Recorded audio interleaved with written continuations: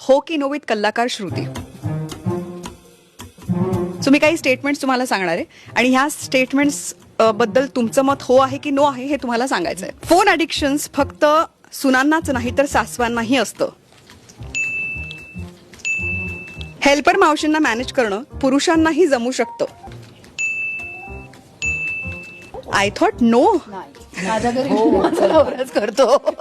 मॅरेजमध्ये प्रेमापेक्षा एकमेकांबद्दल रिस्पेक्ट असणं जास्त महत्वाचं आहे.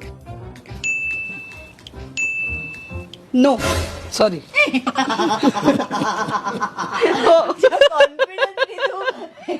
एकट्या स्त्रीपेक्षा जर 2 स्त्रिया घर चालवत असतील तर ते चांगलं सांभाळलं जातं. नो म्हणतीये प्रार्थना. एक स्त्री सांभाळत असेल तर तिला सांभाळू द्यावं, दुसरीने मागे राहावं असं मला वाटतं.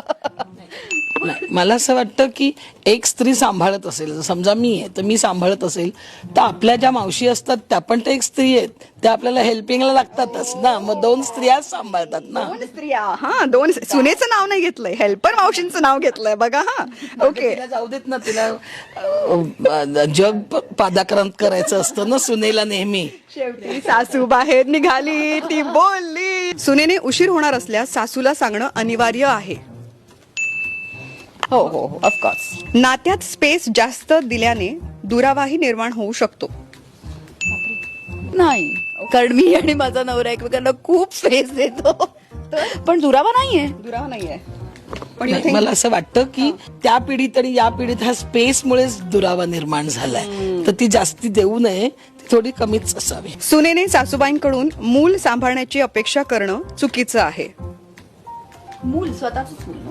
हा सुनेचं मूल. नाही, नको, नाही, काय गरज नाही सासूला सांभाळायची. अच्छा. आपण माणसं ठेवू. नाही नाही, मला वाटतं लहान बाळांवर जे संस्कार असायला हवेत ते आजी आजोबांची जास्ती चांगले होतात, त्या चांगली मुलं ग्रो होतात, त्यामुळे असायला हवं. क्या बात आहे. इथेच मला कळतंय की जनरेशनचं ओपिनियन किती वेगवेगळं आहे, त्यामुळे हा सिनेमा बघताना तुम्हाला खूप मजा येणार आहे.